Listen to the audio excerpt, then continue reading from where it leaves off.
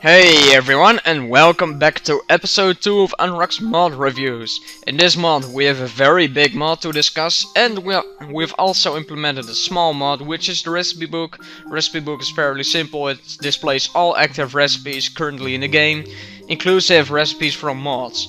Now if we go to here, we see 5 new types of ores. That's what a big mod does. And we also have some new stuff, which are mini pickaxes. Mini pickaxes are very useful. For example, when you're stuck in adventure, you just begin and you don't have a crafting table yet, but this way you can still make a pickaxe without crafting table, and there's even a dagger from it. But now comes the awesome thing, what this mod does. It rewards you if you're experienced in the nether, or even experienced in the ends, or you're an obsidian miner, you're a cave dweller. Whatever you are, you will always find something useful. What this mod does is, in one word, bang! It's a lot of stuff which it adds. It adds 4 new ores, 6 new tiers of gear, including obsidian, blaze, and ender armor,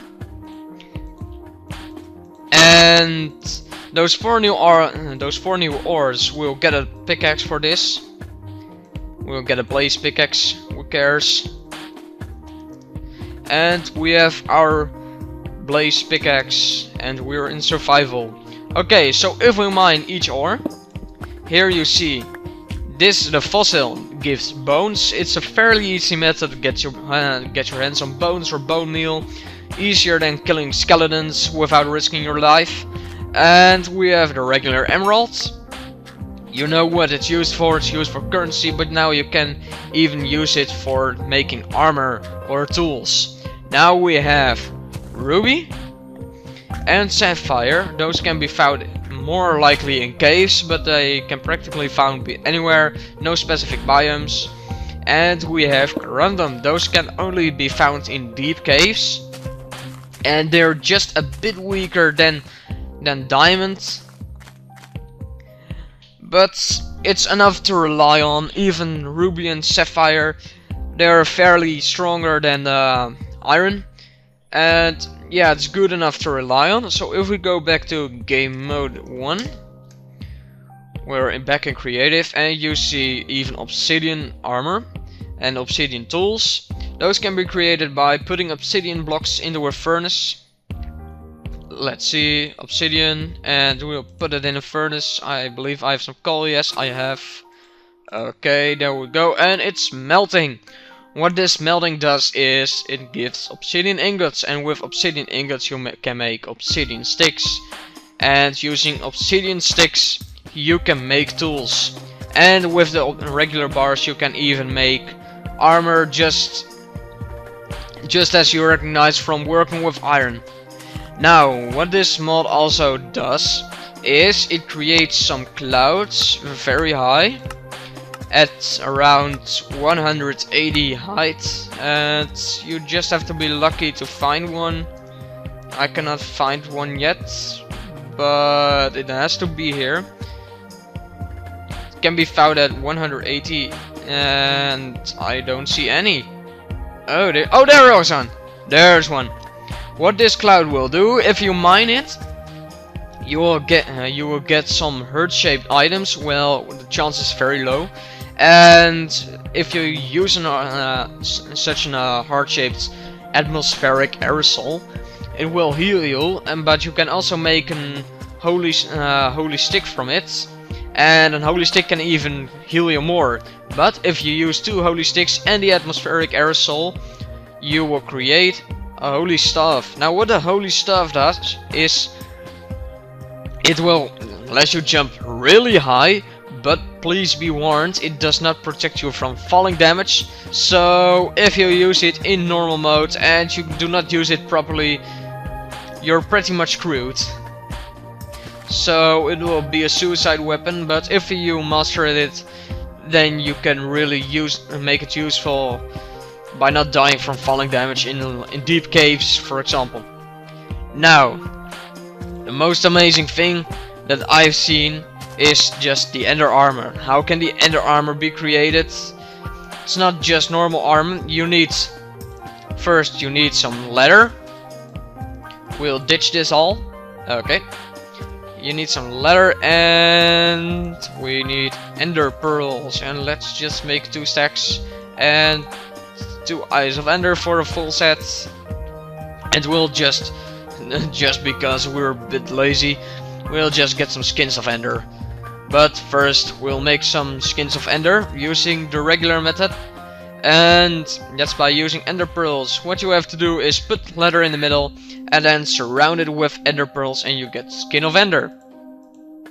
Now, with skin of ender you can make the ender body, ender chestplate, sorry. We can also make,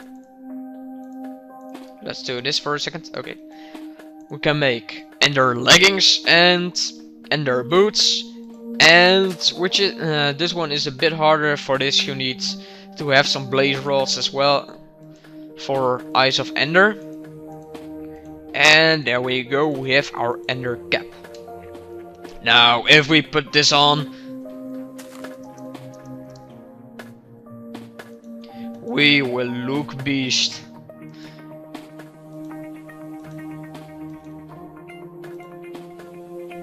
And there we go. We have ender armor and look how beast we look. Well, that's the armor for this. We also have blaze, which can be created by blaze rods and blaze charges. Blaze charges act like the material and blaze rods act like the stick. Well, let's go to the recipes.